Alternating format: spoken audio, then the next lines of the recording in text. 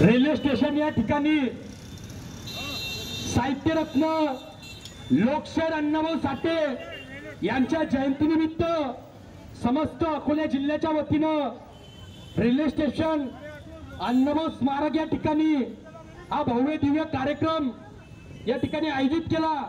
आम्ही सर्व लौह शक्ती आणि भीम शक्तीच्या वतीनं क्रांतिगुरु लवजी वस्ताद आणि लोकशाहीर अण्णाभाऊ साठेंना जयंती दिनी अभिवादन केलं।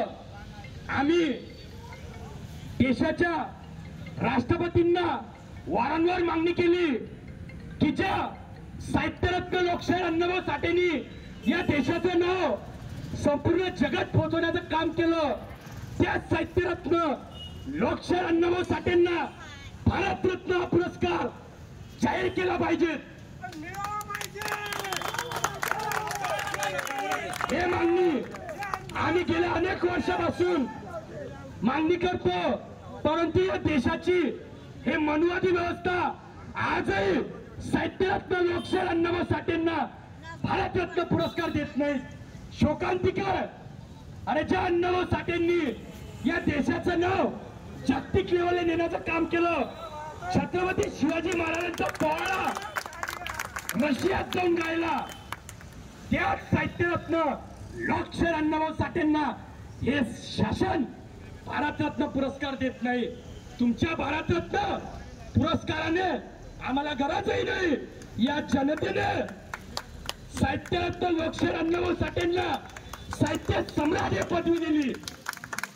तुमच्या चिल्लर भारतरत्न पुरस्काराचं आम्हाला देणं घेणं नाही, कारण की आता हा भारतरत्न पुरस्कार या चड्डीवाल्यांना देऊन त्या भारतरत्न पुरस्काराचा कमीपणा या ठिकाणी RSSनी केला। म्हणून पण तरी सुद्धा आम्ही आमचा हक्क हा मागणारच, कारण की ज्या साहित्यरत्न लोकशाहीर अण्णाभाऊ साठेंनी निस्वार्थ या देशाची सेवा केली, त्याचा मान सन्मान ठेवण्यासाठी तुम्हाला भारतरत्न हा पुरस्कार दिलाच पाहिजे अशी आम्ही सर्वांच्या वतीनं मागणी करतो। अन्यथा पुन्हा हे पिवळं वादळ आणि हे निळं वादळ उठल्याशिवाय राहणार नाही। साहित्यरत्न लोकशाहीर अण्णाभाऊ साठेंना भारतरत्न पुरस्कार मिळालाच पाहिजे।